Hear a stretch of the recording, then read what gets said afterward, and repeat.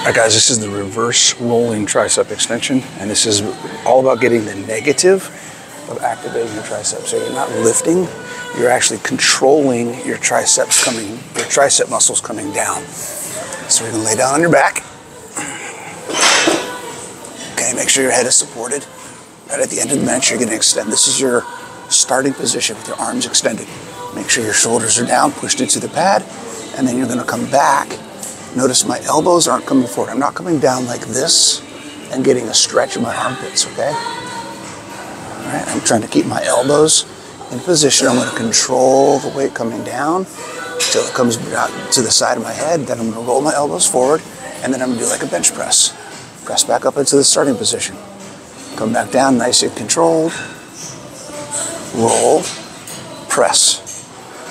Okay, bring it back down, nice and controlled. Roll, press.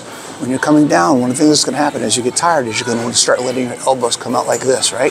Try and think about pushing your elbows together, like you have something tied, connecting them together. So you're pushing them into the center of your body as you're coming down.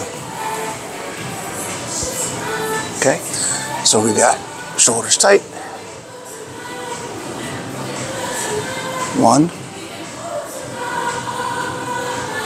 2, 3, 4. All right, that's a reverse rolling tricep negative.